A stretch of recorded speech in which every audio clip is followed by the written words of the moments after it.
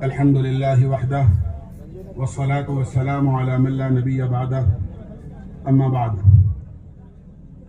أعوذ بالله من الشيطان الرجيم بسم الله الرحمن الرحيم والذين جاهدوا فينا لنهدينهم سبلنا وإن الله لمع المحسنين صدق اللہ العظیم۔ میرے بھائیوں، دوستوں، عزیزوں اور بزرگوں، اس وقت میں یہ ہماری اس اجتماع کی آخری مجلس ہے۔ تھوڑی دیر میں انشاءاللہ مولانا تشریف لائیں گے اور دعا ہو جائے گی۔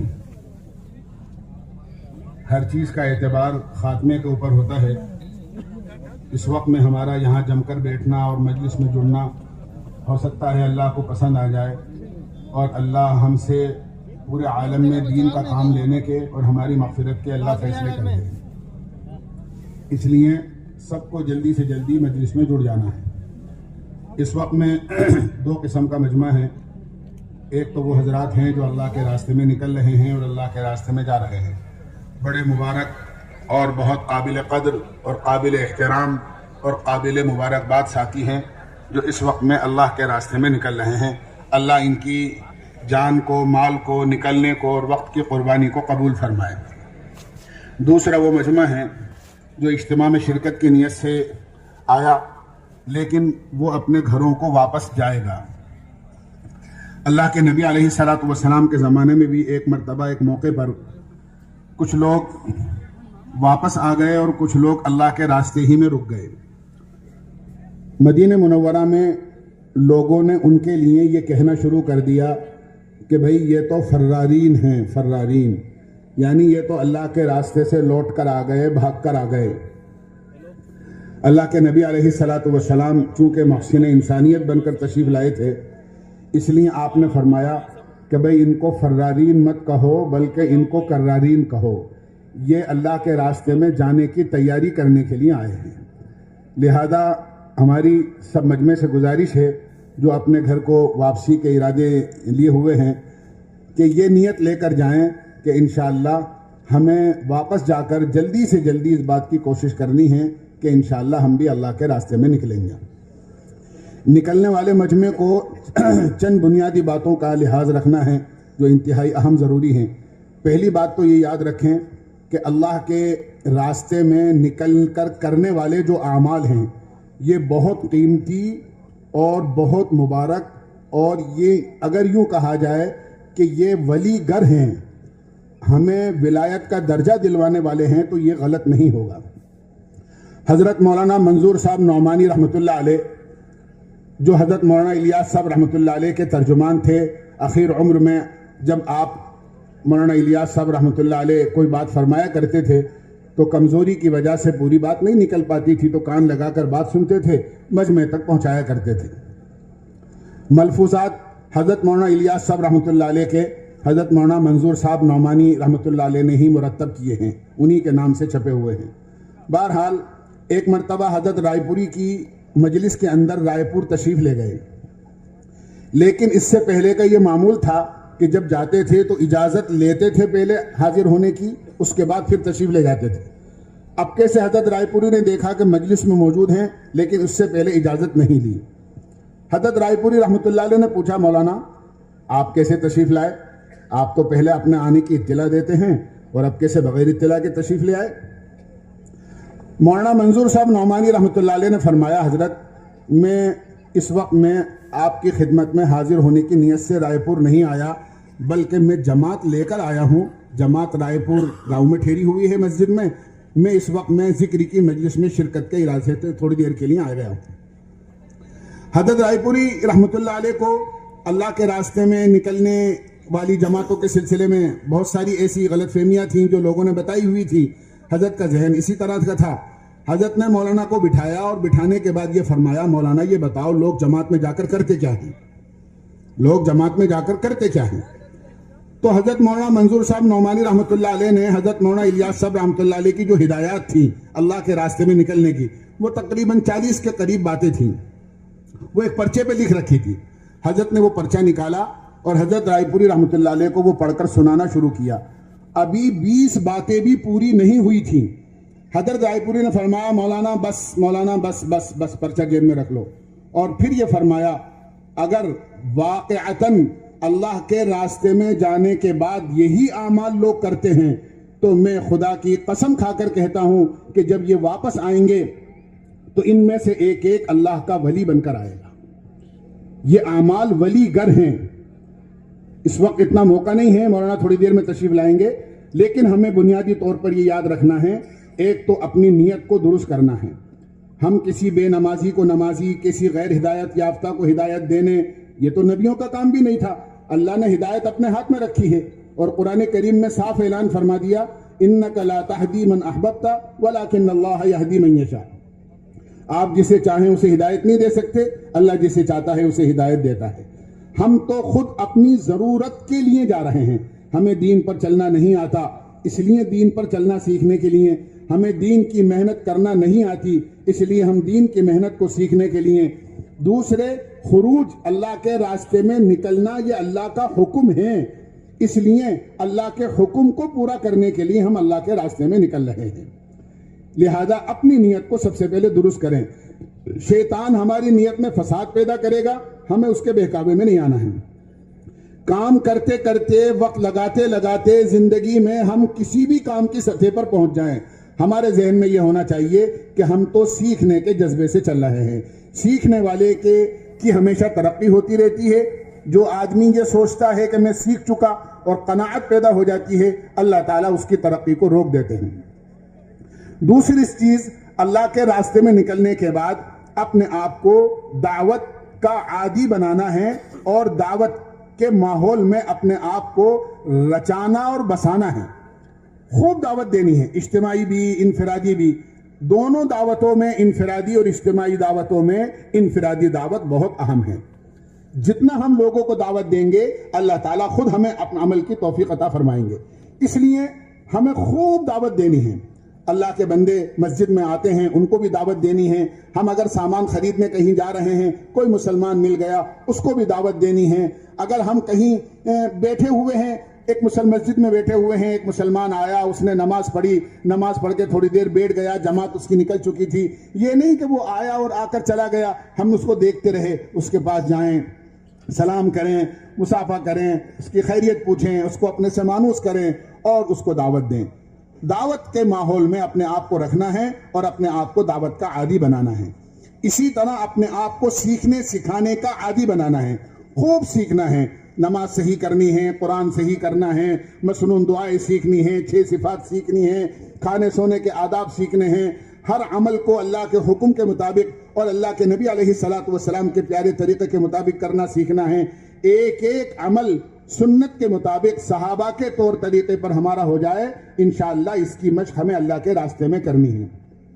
اپنے آپ کو مسجد میں رہنے کا عادی بنانا ہے. ایسا نہیں ہے کہ بھئی مسجد میں جب تک اعمال چل رہے ہیں مسجد میں اور اس کے بعد کسی بھی بہانے سے باہر چلے گئے. باہر کا ماحول انتہائی گندا ہے. بازاروں کو شیطان کا اڈا بتایا گیا ہے, وہ شیطانوں کی جگہ ہیں, اور مسجد اللہ کا گھر ہے. دنیا میں سب سے زیادہ مقدس اور دنیا میں سب سے زیادہ پاک اور پاکیزہ اگر کوئی جگہ ہے تو وہ اللہ کا گھر اور مسجدیں ہوتی ہیں. اس لیے مسجد میں اپنے آپ کو رکھنے کا عادی بنانا ہے. مسجد میں مسلمان کا دل ایسا لگتا ہے جیسے مچھلی کا دل پانی میں لگتا ہے. ہم جانتے ہیں کہ مچھلی پانی کے بغیر رہ نہیں سکتی, اس لیے اپنے آپ کو مسجد میں رکھنا ہے. مچھلی کو پانی سے نکالیں گے, تڑپے گی, تھوڑی دیر میں جان دے لے گی. ہماری کیفیت ایسی ہی ہونی چاہیے کہ ہم مسجد سے اگر باہر جا رہے ہیں تو مسجد سے باہر جانے کے بعد میں فوری طور پر ہمارے اندر یہ تقاضا پیدا ہو, یہ جذبہ پیدا ہو, یہ اندر چاہت اور نیت ہو کہ جلدی سے اپنے کام سے فارغ ہوں گے اور انشاءاللہ مسجد میں ہم رہیں گے. مسجد میں ہم جب تک رہیں گے فرشتوں کے ماحول میں رہیں گے, اور جب فرشتوں کے ماحول میں آدمی رہتا ہے تو فرشتوں کی صفات اپنے اندر آتی ہیں. فرشتوں کی صفت ہے لا یعصون اللہ ما امرہم ویفعلون ما یؤمرون. فرشتے اللہ کی نافرمانی نہیں کرتے ہیں بلکہ جو بھی اللہ نے انہیں حکم دیا ہے اس کو پورا کرنے میں لگے رہتے ہیں. جب فرشتوں کے پروں کے نیچے رہیں گے اور فرشتوں کے ماحول میں رہیں گے, اطاعت کا جذبہ پیدا ہوگا, اللہ کی نافرمانی کا جذبہ ہمارے اندر سے نکلے گا. انشاءاللہ ہمیں اپنے آپ کو اس کا عادی بنانا ہے. اسی طرح عبادت, نماز کا پورا اہتمام کرو, تکبیر اولیٰ کے ساتھ اللہ کے راستے میں نکل کر اللہ توفیق دے، تہجد پڑھو، اشراق پڑھو، چاش پڑھو، اوابین کا اہتمام کرو، دعاؤں کا اہتمام کرو. یہ سارے کام اللہ کے راستے میں نکلنے کے بعد انشاءاللہ ہمیں کرنے ہیں. کرو گے انشاءاللہ؟ جو مجمع اللہ کے راستے میں نہیں جا رہا ہے، ابھی اپنے گھروں کو واپس جا رہا ہے، میں نے عرض کیا کہ وہ واپس جا رہا ہے تو اس نیت سے جائے کہ انشاءاللہ ہم تیاری کرنے جا رہے ہیں اللہ کے راستے میں نکلنے کی. جتنے دن بھی ہمیں تیاری میں لگیں گے اس وقت تک اپنی تیاری کے ساتھ ساتھ اپنے مقام پر رہ کر مسجد سے جڑ کر 5 اعمال ہم مسجد کے کریں گے. روزانہ ہم مشورہ کریں گے، روزانہ ہم مسجد کی آبادی کا کام کریں گے، 2.5 گھنٹے کم سے کم مسجد کی آبادی کے لیے دیں گے. ہم روزانہ مسجد کی تعلیم میں بیٹھیں گے، اپنے گھر کی تعلیم کے اندر انشاءاللہ بیٹھیں گے یا اس کو اپنے اہتمام کے ساتھ کریں گے. اسی طرح ہفتے میں جو 2 گشت ہوتے ہیں، ایک اپنی مسجد کا، ایک پڑوس کی مسجد کا، انشاءاللہ اس کو بھی اہتمام کے ساتھ کریں گے. اسی طرح جو ہمارے مہینے کے 3 دن کا ہفتہ متعین ہے، اس ہفتے میں اپنی جماعت بنا کر جو بھی گاؤں دیہات یا جو بھی دھانی ہمیں مشورے سے ملی ہوئی ہے، انشاءاللہ اہتمام کے ساتھ میں 3 دن کی اپنی جماعت بنا کر وہاں اس جماعت کو لے کر جائیں گے. یہ اپنی تیاری کے ساتھ ساتھ انشاءاللہ ہم سب کو ان اعمال میں جڑنا ہے. اسی طرح ہمیں یہ بات یاد رکھنا ہے کہ دیکھو، اسلامی تعلیمات کے 2 پہلو ہیں. ایک پہلو یہ ہے کہ بندے کا اللہ سے تعلق کیسا ہونا چاہیے. ہم اللہ کے بندے ہیں، وہ ہمارا رب ہے، اس نے ہمیں پیدا کیا ہے، ہمارے لیے کھانے پینے پہننے اوڑھنے کی ہر چیز کا اس نے انتظام کیا ہے. زمین اس نے ہمارے لیے بنائی، آسمان اس نے ہمارے لیے بنایا، چاند و سورج اس نے ہمارے لیے بنائے. ہر چیز اللہ نے ہمارے لیے بنائی ہے. وہ ہمارا خالق ہے، ساری کائنات کا خالق اور مالک ہے. وہ ہمارا رب ہے، ہمیں پالتا بھی ہے اور ہماری تربیت بھی کرتا ہے. ہمارے اوپر سب سے پہلا حق اس کا یہ ہے کہ ہم اللہ کو جانیں، اللہ کو پہچانیں، اور اس کو جان کر، اس کو پہچان کر، اس کو اپنا معبود حقیقی سمجھ کر ہم اپنی اور اس کی اطاعت اور اس کی بندگی کے اندر اپنی زندگی کے اوقات کو گزاریں. یہ سب سے پہلا حق ہے. اس حق میں سب سے پہلے اللہ کی ذات سے ہونے کے یقین کو اپنے دل میں بٹھانا ہے. دنیا میں جو کچھ ہوتا ہے وہ سب اللہ کے کرنے سے ہوتا ہے. اللہ ساری دنیا کے بغیر سب کچھ کر سکتا ہے اور ساری دنیا اللہ کے بغیر کچھ نہیں کر سکتی. اس یقین کو اپنے دل میں اتارنا، بٹھانا اور غیر اللہ کے یقین کو اپنے دل سے نکالنا، یہ ہماری سب سے پہلی اور سب سے بنیادی ذمہ داری ہے. اس کے لیے ہمیں نماز کا قائم کرنا. نماز کے قائم کرنے کا علماء نے بہت سارے مفہوم لکھے ہیں. نماز کا قائم کرنا ایک تو یہ ہے کہ ہم بھی نماز پڑھیں اور محنت کر کے نماز کا ماحول بنائیں.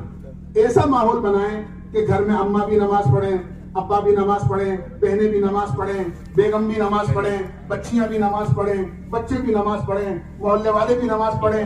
ایسی محنت کریں کہ سب نماز کا اہتمام کریں. ایک نماز کے قیام کا یہ مطلب ہے.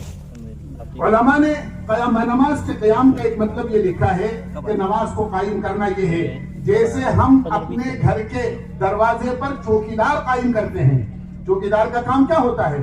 چوکیدار کا کام یہ ہے، ابا آئے تو دروازہ کھول دیں، اماں آئے تو دروازہ کھول دیں، بچے اسکول اور مدرسے سے آئے تو دروازہ کھول دیں.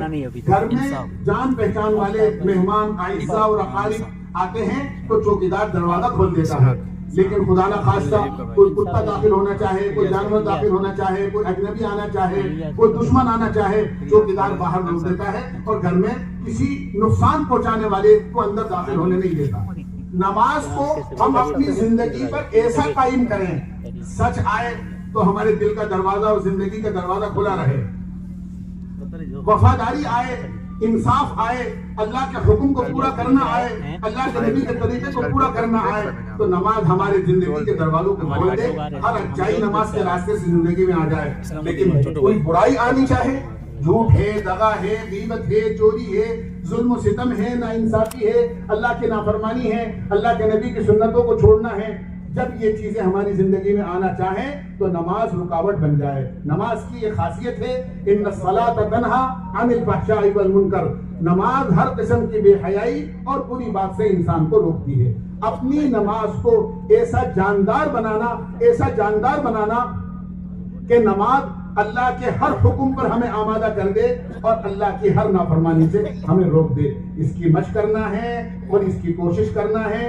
مولانا یوسف صاحب رحمۃ اللہ علیہ فرمایا کرتے تھے کم سے کم 2 رکعت نماز کو سیکھنے کے لیے اور نماز میں اللہ کا دھیان پیدا کرنے کے لیے آدمی کو پڑھنا چاہیے. یہ ہماری اور مسلمان کی سب سے بڑی ذمہ داری ہے. اس لیے یہ نیت کریں کہ انشاءاللہ آئندہ زندگی میں کبھی نماز نہیں چھوڑیں گے. نماز کو اسلام میں وہ درجہ دیا گیا ہے جو درجہ انسان کو اپنے جسم میں سر کا حاصل ہے. آپ نے ہاتھ کے بغیر آدمی دیکھا ہوگا, پیروں کے بغیر آدمی دیکھا ہوگا, ایسا بھی آدمی دیکھا ہوگا کہ آنکھوں میں روشنی نہیں ہے لیکن آدمی چلتا پھرتا ہے, اپنی ضروریات پوری کرتا ہے. بہت سے معذورین ایسے ہوتے ہیں کہ بول نہیں سکتے, سن نہیں سکتے, لیکن زندگی وہ بھی گزارتے ہیں. لیکن آپ نے کہیں نہیں دیکھا ہوگا کہ کوئی آدمی چلتا پھرتا ہو اور اس کے سر نہ ہو, اور خدا نہ خواستہ رات برات کو اندھیرے میں نظر آ جائے تو آدمی کا وضو ویسے ہی ٹوٹ جاتا ہے کہ یہ کیا ہوا, کپڑے خراب ہو جاتے ہیں, کون نظر آ گیا. تو بغیر سر کے زندگی ممکن نہیں ہے یار. جیسے بغیر سر کے زندگی ممکن نہیں ہے, بغیر نماز کے اسلام بھی ممکن نہیں ہے. اس لیے یہ نیت کرو کہ انشاءاللہ آئندہ زندگی میں کبھی بھی نماز نہیں چھوڑیں گے. کوشش یہ کریں گے کہ اذان سے پہلے مسجد میں جائیں. ایک بہت بڑے تابعی ہیں, وہ فرماتے ہیں کہ مجھے کبھی بھی زندگی میں یاد نہیں کہ اذان ہوئی ہو اور میں مسجد سے باہر ہوں. 2 باتوں کے بارے میں فرماتے ہیں, 2 باتیں مجھے زندگی میں کبھی یاد نہیں کہ اذان ہوئی ہو پہلی بات اور میں مسجد سے باہر ہوں, یعنی اذان سے پہلے میں مسجد میں پہنچ جایا کرتا تھا. دوسرے فرمایا کبھی یہ یاد نہیں کہ میں نے نماز میں, فرض نماز میں امام کی پیٹھ کے علاوہ کسی مقتدی کی پیٹھ دیکھی ہو. پتہ یہ چلا کہ ہر نماز اول صف کے اندر پہلی صف میں پڑھا کرتے ہیں. ہم بھی یہ نیت کریں کہ انشاءاللہ ہمیں تکبیر اولیٰ کا بھی اہتمام کرنا ہے, صف اول کا بھی اہتمام کرنا ہے. میں نے عرض کیا اللہ توفیق دے, تہجد ہے, اشراق ہے, چاشت ہے, اس کا اہتمام بھی کرنا ہے. تہجد کے بارے میں آتا ہے کہ جو آدمی تہجد کا اہتمام کرے گا اللہ اس کو مرنے سے پہلے ولایت کا درجہ عطا فرما دیتے ہیں. جو اشراق کی 2 رکعت پڑھتا ہے اللہ تعالیٰ مقبول حج عمرے کا ثواب اس کے اعمال نامے میں لکھ دیتے ہیں. 4 رکعت پڑھ لیتا ہے, زندگی دن بھر کے کاموں کو بنانے کی اللہ تعالیٰ خود ذمہ داری لے لیتے ہیں. چاشت کی برکت کی نماز میں اللہ نے روزی کی برکت رکھی ہے. جنت میں موتی کا محل اللہ تعالیٰ عطا فرماتے ہیں. اگر مغرب کی نماز کے بعد میں سنتوں کو شامل کر کے یا سنتوں کے علاوہ 6 رکعت نفل نماز 2 رکعت کر کے آدمی پڑھ لے تو یاد رکھو 12 سال کی نفلی عبادت کا ثواب اس کو ملے گا. تو انشاءاللہ ہمیں اس کا نماز کا اہتمام کرنا ہے. اللہ کا تعلق ہمیں انشاءاللہ نماز کے ذریعے سے ملے گا. جتنا ہم میں نماز کا اہتمام ہوگا انشاءاللہ اللہ کی ذات سے ہمارا رشتہ مضبوط ہوگا. اللہ کے نبی علیہ السلام نے ارشاد فرمایا جس آدمی کو کثرت سے مسجد میں آتا ہوا دیکھو یہ سمجھ جاؤ اور اس کی گواہی دے دو اس بات کی کہ یہ آدمی مومن ہے. جس کا تعلق مسجد سے نہ ہو, جس کا تعلق نماز سے نہ ہو, اس کا سمجھ لو کہ اللہ کی ذات سے تعلق مضبوط نہیں ہے. تو اللہ کی ذات سے تعلق مضبوط ہونے کے لیے ہمیں نماز کا اہتمام کرنا ہے. ہم کچھ دنیا میں دیکھتے ہیں ایک آدمی کسی کے گھر روز جاتا ہے, ایک دوست ایسا ہے جس سے ملنے کے لیے آدمی روزانہ جاتا ہے. روزانہ جانے والے کے کیسے تعلقات مضبوط ہوتے ہیں کہ صاحب میرا فلاں دوست ایسا ہے, رات کو عشاء کی نماز کے بعد میں ہم چائے دونوں ساتھ پیتے ہیں, روزانہ چائے ساتھ پیتے ہیں. کبھی یہ اپنی ضرورت اس سے کہے, وہ اس کی ضرورت اب اس سے کہے, دونوں ایک دوسرے کے کام آتے ہیں. حتیٰ کہ ان کو ہم پیالہ ہم نوالا کہنے لگتے ہیں کہ صاحب یہ دونوں جسم تو الگ الگ ہیں لیکن جان ایک ہیں. یہ اس کے بغیر نہیں رہ سکتا اور وہ اس کے بغیر نہیں رہ سکتا. اللہ کے گھر میں ہم 5 مرتبہ آئیں, ہمارا تعلق اللہ سے نہ بنے, یہ کتنی بڑی فکر کی بات ہے. لہذا اذان سنتے ہی اذان سے پہلے مسجد میں آنا, نماز کو نماز کے طریقے پر پڑھنا. اللہ کے نبی علیہ السلام نے نماز کے بارے میں فرمایا صلو کما رأیتمونی اصلی, نماز ایسے پڑھو جس طرح تم مجھے نماز پڑھتا ہوا دیکھتے ہو. آپ نے نماز سکھائی تو نماز کی نگرانی بھی فرمائی. ایک صاحب آئے, انہوں نے نماز پڑھی, آ کر آپ کی مجلس میں سلام کر کے بیٹھے. آپ نے سلام کا جواب تو دے دیا لیکن آپ نے فرمایا ارجع فصلی فإنک لم تصلی, واپس جاؤ نماز پڑھو, تم نے نماز نہیں پڑھی ہے. 3 مرتبہ ایسا ہوا. جب وہ یہ کہنے لگے اللہ کے نبی میں تو اپنی ذات سے اس سے اچھی نماز نہیں پڑھ سکتا، تو پھر آپ نے ان کو نماز کا طریقہ صحیح بتایا کہ دیکھو نماز جلدی جلدی نہیں پڑھی جاتی ہے، بلکہ نماز تو بڑے اطمینان اور اہتمام کے ساتھ پڑھی جاتی ہے۔ المصلی یناجی ربہ، نماز پڑھنے والا تو اللہ سے باتیں کرتا ہے، اللہ سے مناجات کرنے والے کو بڑے اطمینان کے ساتھ نماز پڑھنی چاہیے۔ اس لیے اللہ کے تعلق کو مضبوط کرنے کے لیے ہمیں نماز کا اہتمام کرنا ہے، اپنے ایمان کو مضبوط بنانا ہے، ایمان کے حلقوں میں اپنے آپ کو بٹھانا ہے، مسجد کا اپنے آپ کو عادی بنانا ہے کہ مسجد میں ہمارے اوقات کثرت سے گزریں، 24 گھنٹے ہماری مسجد اعمال سے آباد رہیں مسجد نبی کی طرح، اس کی کوشش اور انشاءاللہ اس کا اہتمام ہمیں کرنا ہے۔ فتاوی شیخ الاسلام حضرت مدنی رحمۃ اللہ علیہ کے فتاوی میں باب باندھا ہے، باب آداب المساجد، اور اس میں 20 اعمال نقل کیے ہیں جو اللہ کے نبی علیہ السلام کی مسجد میں ہوا کرتے تھے۔ مسجد خالی نماز پڑھنے کی جگہ نہیں ہے، مسجد میں تعلیم کا حلقہ بھی ہو، قرآن کے سیکھنے سکھانے کا حلقہ بھی ہو، علماء ہمارے مسجد میں بیٹھیں، آنے والوں کو مسائل بتائیں، اس کا بھی ہمیں اہتمام کرنا ہے، ان کی خوشامد کر کے ان کا کچھ وقت لینا ہے تاکہ وہ مسجد میں تشریف رکھے، ہم اپنی نماز کو، اپنے روزے کو، اپنے حج کو، اپنی زکوٰۃ کو، کاروبار کے حلال و حرام و جائز ناجائز کو، صحیح اور غلط کو، اللہ کی نافرمانی اور اللہ کے حکم کو ان سے جا کر معلوم کریں۔ انشاءاللہ جب مسائل کی روشنی میں ہمارے اعمال ہوں گے تو یقیناً ہمارا عمل بنے گا۔ عمل کی فضیلت جو ہم فضائل کے حلقوں میں بیٹھ کر سنتے ہیں اور اس پر جو اللہ کے وعدے سنتے ہیں وہ تبھی ہمیں ملیں گے جب عمل بنے گا۔ اگر عمل میں مسائل نہیں ہوئے اور مسائل کی روشنی میں ہمارے اعمال نہیں ہوئے تو یاد رکھو وہ فضیلت ہمیں حاصل نہیں ہو سکتی۔ اس لیے علماء کی خدمت میں بیٹھنا، ان کے پاس جانا، ان سے اپنے مسائل کو حل کرانا، یہ ہماری انتہائی ذمہ داری ہے، اس کی کوشش انشاءاللہ ہمیں کرنا ہے، کرو گے انشاءاللہ۔ اسی طرح میرے بھائیوں دوستوں بزرگوں، 2 قسم کے لوگ ہوتے ہیں، ایک چھوٹے بچے ہوتے ہیں، ایک بڑی عمر کے لوگ ہوتے ہیں۔ بڑی عمر کے لوگوں کو دین سیکھنے کے لیے اللہ کے راستے میں بھیجنا ہے۔ کتنے اللہ کے بندے ایسے ہیں جو بچپن میں قرآن نہیں پڑھ سکے، اللہ کے راستے میں گئے، شوق پیدا ہوا، ناظرہ قرآن شریف پڑھا، اسی طرح قرآن حفظ بھی کر لیا انہوں نے، عالم بھی بن گئے، سفید داڑھی والے آپ کے گنگا نگر کے ڈاکٹر عبدالخالق صاحب دارالعلوم دیوبند سے گزشتہ سال ایسی سفید داڑھی ان کی، اور عالم بن کر دارالعلوم دیوبند سے فارغ ہوئے۔ علم سیکھنے کی کوئی عمر نہیں ہوتی ہے، لیکن مدارس میں چونکہ چھوٹے بچے پڑھتے ہیں، بڑے نہیں پڑھ سکتے، اس لیے یا یہ ہے کہ بڑوں کے لیے آسان راستہ اللہ نے یہ نکالا ہے کہ وہ اللہ کے راستے میں جائیں اور دھیرے دھیرے کر کے دین بھی سیکھیں اور قرآن کریم بھی سیکھنے کی کوشش اور فکر کریں۔ اپنے چھوٹے بچوں کو مدرسے میں بھیجو۔ مدرسے دین کی حفاظت کے مضبوط قلعے ہیں، دین کی حفاظت کے مضبوط قلعے ہیں یہ ہمارے مدارس۔ ان سے محبت کرنا، مدارس کو محبت کی نظر سے دیکھنا، مدرسے میں اور مکاتب میں پڑھانے والے اساتذہ کی قدر کرنا، ان کی خدمت میں جا کر اپنے آپ کو بٹھانا، مدرسے میں کسی چیز کی ضرورت ہو اس ضرورت کو پورا کرنا، یقیناً ہمیں اللہ کا مقرب بنا دے گا اور اللہ کے یہاں سے اجر عظیم دلوانے کا ذریعہ اور سبب بنے گا۔ اس لیے اپنے بچوں کو مدرسے میں بھیجیں، وہ حافظ بنے، وہ عالم بنے، وہ ناظرہ قرآن شریف پڑھیں، وہ دینیات سیکھیں، دین کی موٹی موٹی باتیں جس سے جائز ناجائز حلال حرام کی تمیز ہو جائے، ہر مسلمان کی سب سے بڑی ذمہ داری ہے۔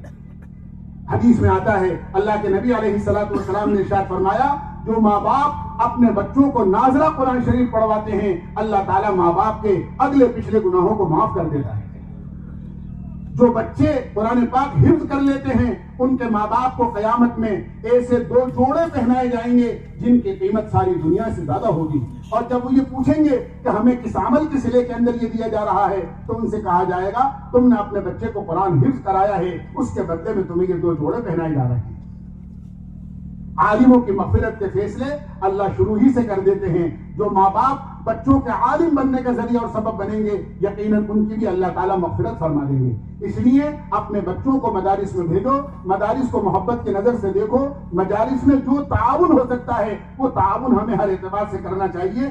سب سے بڑا تعاون مدرسے کا یہ ہے کہ ہمارے گھر کے اندر کوئی بچہ بغیر علم سیکھا ہوا نہ رہے، بغیر قرآن پڑھا ہوا نہ رہے، بغیر دین سیکھا ہوا نہ رہے، اس کی کوشش ہمیں کرنی ہے، کرو گے انشاءاللہ۔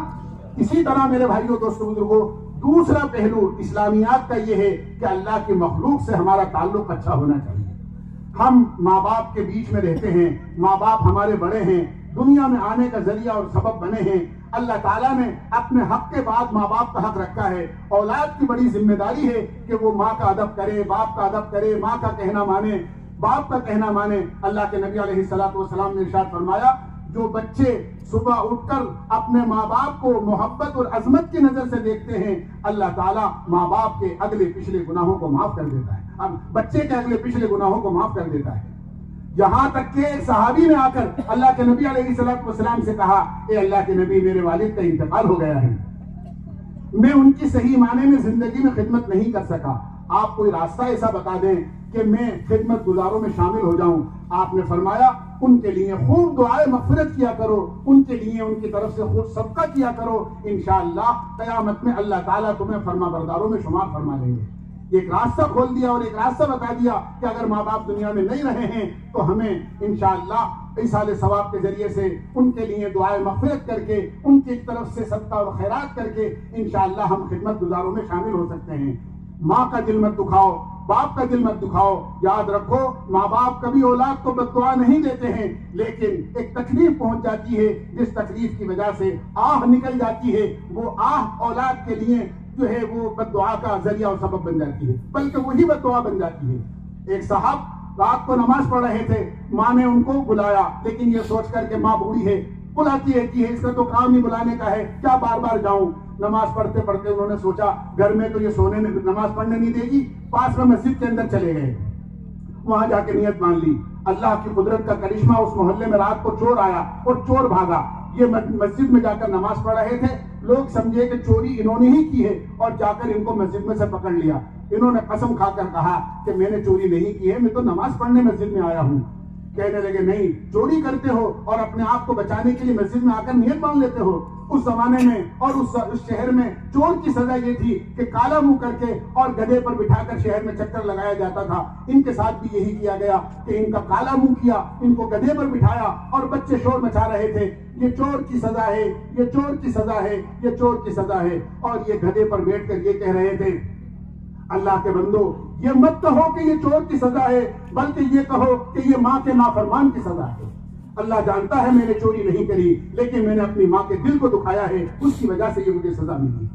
اس لیے کبھی ماں کا دل مت دکھانا، باپ کا دل مت دکھانا. امام شافعی رحمۃ اللہ علیہ بہت بڑے اللہ والے اور بہت بڑے امام گزرے ہیں. رات کو اپنے سارے درس و تدریس سے، وعظ و نصیحت سے، علمی خدمات سے فارغ ہوتے، اپنی ماں کے قدموں میں اپنا بستر بچھاتے اور جب تک نیند نہیں آتی ماں کے تلووں کو اور ماں کے قدموں کو بوسہ دیتے رہتے.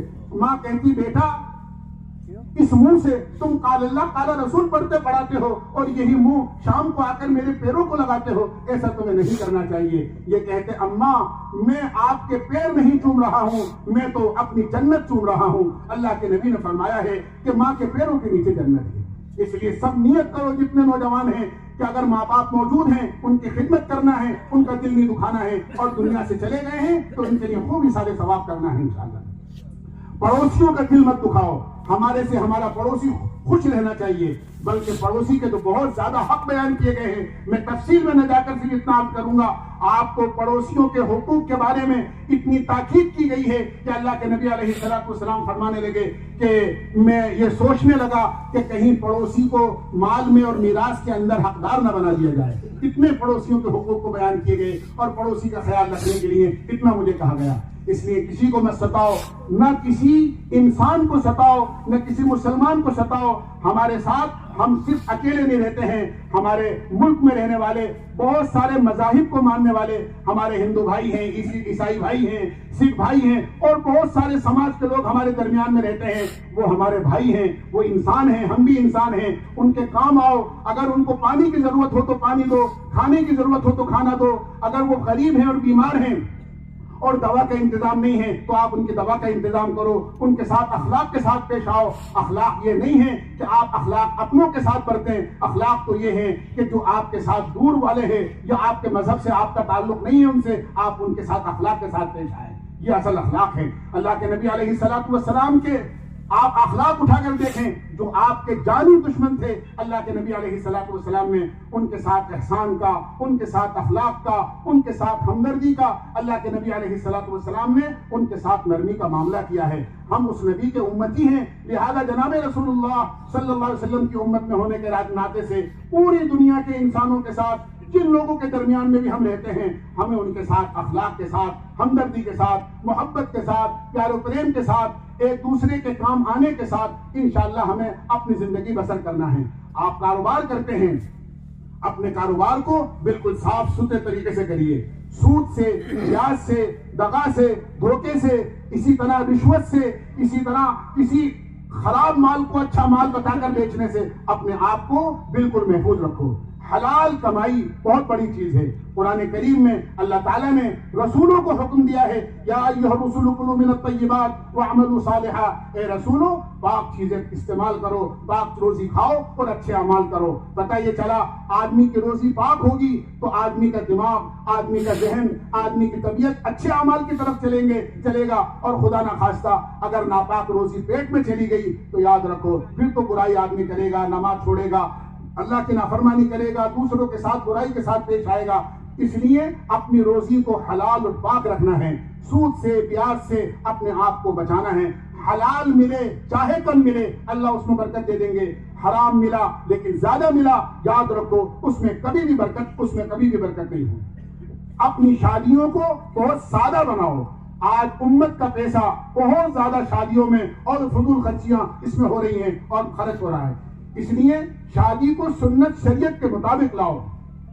اللہ کے نبی علیہ الصلوۃ والسلام نے رشتہ تلاش کرنے میں بنیادی چیز بتا دی، اذا جاءکم من ترضون دینہ وخلقہ فزوجوہ والا تفعلوہ تکن فتنۃ فی الارض وفساد کبیر۔ جب تمہارے یہاں کوئی رشتہ آئے، تمہیں بچے والوں کو بچی کی تلاش ہو، بچی والوں کو بچے کی تلاش ہو، تو یاد رکھو اخلاق اور دینداری کو دیکھ لو، اخلاق اور دینداری پر مطمئن ہو، اپنے بچوں کی رشتہ، اپنے بچوں کی شادی کر دو۔ مال دیکھنا، خوبصورتی دیکھنا، حسب نسب دیکھنا اور بہت اونچا معیار دیکھنا یہ اسلامی طریقہ نہیں ہے۔ اللہ کے نبی نے فرمایا فاصبر بذات الدین، کہ تمہارے لیے کامیابی کا راستہ یہ ہے کہ تم رشتوں کے اندر دینداری کو ملحوظ رکھو۔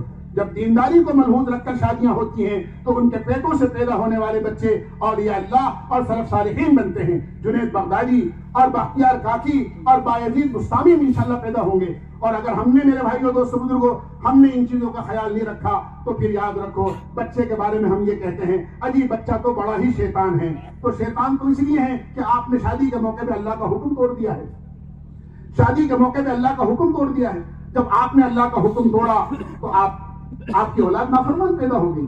اس لیے شادیوں میں کم خرچ کے ساتھ شادی کرو، سادگی کے ساتھ شادی کرو۔ اللہ کے نبی علیہ الصلوۃ والسلام نے فرمایا اعظم النکاح برکۃ ایسرہ مؤونہ، کہ سب سے زیادہ بابرکت نکاح وہ ہے جس میں سب سے کم خرچہ ہو، زیر باری کم ہو۔ اگرچہ ہمارا سماج یہ کہتا ہے جس شادی میں ڈیکوریشن اچھا ہو، لائٹنگ اچھی ہو، بڑا گارڈن کیا جائے، کسی شادی محل میں کیا جائے، جہیز بہت زیادہ دیا جائے، کھانے بہت زیادہ لمبے چوڑے کیے جائیں، وہ شادی سب سے اچھی ہے۔ وہ شادی اچھی نہیں ہے، وہ شادی اچھی ہے جس میں سب سے کم خرچہ ہو، سادگی کے ساتھ بچی کی رخصتی ہو، سادگی کے ساتھ ولیمہ ہو۔ اللہ کے نبی علیہ الصلوۃ والسلام نے شادیاں کی، ایک نہیں بلکہ دینی اور اسلامی مصلحت کے تحت آپ نے ایک سے زیادہ کئی شادیاں کی ہیں، لیکن اللہ کے نبی علیہ الصلوۃ والسلام نے کبھی بھی ایسا کوئی کام نہیں کیا جو آج کے سماج میں ہوتا ہے۔ ہم سمجھتے ہیں کہ صاحب جہیز دینا کوئی بڑے ثواب کی چیز ہے یا جہیز مانگنا کوئی ثواب کی چیز ہے۔ کتنی بری بات ہے، ایک آدمی بیٹی بھی دے اور پلنگ بھی دے، ایک آدمی بیٹی بھی دے اور گھر کا سامان بھی دے، ایک آدمی بیٹی بھی دے اور چلنے پھرنے کے لیے سواری کار اور موٹر سائیکل بھی دے، تو بہت بری بات ہے۔ ایسا نہ مطالبہ کرنا چاہیے اور نہ نیت رکھنی چاہیے، بلکہ سادگی کے ساتھ میں سامان کے لین دین کے بغیر اپنی شادی کرنے کو رواج ڈالو۔ بچہ بچی کو جہاں آپ یہ سکھاتے ہو، بچی کو ان کی مائیں سکھاتی ہیں بیٹا تجھے دوسرے گھر جانا ہے، لہذا تجھے روٹی پکانا سیکھنا ہے، تجھے کھانا بنانا سیکھنا ہے، کپڑے دھونا سیکھنا ہے، گھر کی صفائی کرنا سیکھنا ہے۔ وہاں یہ سکھاؤ کہ تجھے اپنے شوہر کے ساتھ کیسے رہنا ہے، بچے کو یہ سکھاؤ تجھے اپنی بیوی کے ساتھ کیسے رہنا ہے۔ اللہ کے نبی علیہ الصلوۃ والسلام نے بیوی کو شوہر کے حقوق بتائے، شوہر کو بیوی کے حقوق بتائے۔ لہذا ہمیں اپنے بچوں کی ایسی تربیت کرنا ہے کہ بیوی اپنے شوہر کے حقوق کو ادا کرے اور شوہر اپنے بیوی کے حقوق کو ادا کرے، تو انشاءاللہ پھر دونوں کی زندگی بڑی خوشگوار گزرے گی۔ یاد رکھو، اگر دیندار بیوی ہوتی ہے اور دیندار شوہر ہوتا ہے، چاہے ظاہری کتنا ہی ڈفرینس کیوں نہ ہو، دونوں میں اللہ محبت پیدا کر دیتے ہیں۔ ایک بہت بڑے اللہ والے تھے، ان کی شادی ایسی عورت سے ہوئی جو بہت خوبصورت تھی، بیوی انتہائی خوبصورت اور شوہر زیادہ خوبصورت نہیں، دونوں کھانا کھا رہے تھے، کھانا کھانے کے درمیان بیوی نے اپنے شوہر سے کہا ہم دونوں جنتی ہیں، ہم دونوں جنتی ہیں۔ اللہ کے نبی علیہ السلام دونوں جنتی ہیں کہنے لگے آپس کے اندر۔ شوہر نے کہا بے شک ہم ایمان والے ہیں تو جنت میں تو جائیں گے، لیکن آخر کس بنیاد پر تم کہہ رہی ہو ہم دونوں جنتی ہیں؟ تو بیوی کہنے لگی آپ مجھے دیکھتے ہیں تو اللہ کا شکر ادا کرتے ہیں، شکر کرنے والا بھی جنت میں جائے گا، میں آپ کو دیکھتی ہوں تو اللہ کی لکھی ہوئی تقدیر پر صبر کرتی ہوں اور راضی رہتی ہوں، تو انشاءاللہ صبر کرنے والا بھی جنت میں اور شکر کرنے والا بھی جنت میں۔ حدیث میں آتا ہے بیوی شوہر کو اور شوہر بیوی کو جب محبت کی نظر سے دیکھتے ہیں، اللہ آسمانوں کے اوپر سے ان کو رحمت کی نظر سے دیکھتا ہے۔ اس لیے میرے بھائیوں دوستو بزرگوں، یہ آپس میں ایک دوسرے کے حقوق ہیں۔ جب ہم اللہ سے رشتہ اپنا مضبوط اور اچھا رکھیں گے اور اللہ کی مخلوق کا حقوق کو ادا کریں گے اور اخلاق کی مخلوق کے ساتھ میں اچھائی کے ساتھ بھلائی کے ساتھ رہیں گے، تو انشاءاللہ جب تک دنیا میں رہیں گے انسانوں کے اور اللہ کے دونوں کے محبوب بن کر رہیں گے، اور جب دنیا سے جائیں گے تو انشاءاللہ اللہ راضی ہو کر ہمیں جنت میں داخل کر دے گا۔ اور ان تمام چیزوں کو اپنی زندگی میں لانے کے لیے اللہ نے دعوت و تبلیغ کی عظیم الشان محنت ہمیں عطا فرمائی ہے۔ یہ کام صرف آپ کے آہو میں یا یہاں پر جو آپ کے یہ گاؤں ہے اس میں یا کوئی جودھ پور میں نہیں، بلکہ پورے راجستھان میں، پورے ہندوستان میں، دنیا کے تمام ملکوں کے اندر دعوت کی عظیم الشان یہ محنت ہو رہی ہے۔ اور یہ پاکیزہ زندگی جس کو جناب رسول اللہ صلی اللہ علیہ وسلم لے کر آئے ہیں، ہر مسلمان کی زندگی کے اندر یہ زندگی زندہ ہو جائے، اس کے اخلاق اچھے ہو جائیں، اس کے معاملات اچھے ہو جائیں، اس کی زندگی پاکی بن جائے۔ یاد رکھو زندگی دو قسم کی ہوتی ہے، ایک تو وہ زندگی جس میں آدمی سب کے لیے پھول بن کر زندگی بسر کرتا ہے، یہ سب سے اچھی زندگی ہے، یہ نبوی زندگی ہے، اللہ کے نبی نے یہی زندگی ہمیں سکھائی ہے۔ ایک زندگی وہ ہے جو آدمی کانٹا بن کر، لوگ سمجھتے ہیں کہ یہ تو کانٹا ہے، کانٹے سے سب اپنے آپ کو بچانا چاہتے ہیں اور پھول سے سب محبت کرتے ہیں۔ ہم ایسی زندگی اپنی بنائیں اور ایسی زندگی بنائیں جس طرح لوگ پھول سے محبت کرتے ہیں لوگ ہم سے محبت کریں، جس طرح ایسی زندگی نہ بنائیں جس طرح کانٹے سے لوگ بچتے ہیں لوگ ہم سے بچنے لگیں۔ ان سے بات مت کرو، یہ تو گالی بکیں گے، ان سے بات مت کرو، یہ تو غصے ہو جائیں گے، ان سے بات مت کرو، یہ تو ابھی نوچ لیں گے اور یہ تو ابھی برا بھلا کہہ دیں گے، یہ تو جس طرح کتا لات مار دیتا ہے اور کتا بھونکتا ہے اور سانپ ڈس لیتا ہے اور بچھو ٹک مار دیتا ہے، یہ تو ایسا کام کریں گے۔ ہمیں ایسی زندگی نہیں بنانا ہے۔ اللہ کی ساری مخلوق کے لیے، انسانوں کے لیے بھی اور جاندار مخلوق کے لیے، سارے جانوروں کے لیے ہمیں ان کی خدمت، کوئی جانور کو بھوکا دیکھو اس کو بھی کھلاؤ، پرندوں کو دانہ ڈال دیا کرو۔ کوئی جانور ہے کتا اگر ہمارے گھر سے کھا لیتا ہے تو ساری زندگی ہمارا دروازہ نہیں بھولتا ہے۔ جانوروں کا خیال رکھنے کا بھی اللہ کے نبی نے حکم دیا ہے۔ اس لیے ہم یہاں سے اجتماع سے یہ نیت لے کر جائیں اور یہ عزم لے کر جائیں اور یہ سبق لے کر جائیں کہ انشاءاللہ ہمیں اپنی زندگی کو بدلنا ہے، غلط زندگی چھوڑ کر انشاءاللہ جناب رسول اللہ صلی اللہ علیہ وسلم کی پاکیزہ زندگی ہمیں اپنانی ہے، سیکھنی ہے اور اس کے لیے انشاءاللہ اللہ کے راستے میں جانا ہے۔ جاؤ گے انشاءاللہ؟ اللہ بہت قبول فرمائے۔ مولانا تشریف لائے ہیں، انشاءاللہ نصیحتیں فرمائیں گے، پھر دعا ہو۔ Thanks for watching. Don't forget to like, comment, share and subscribe to Al Wahid channel.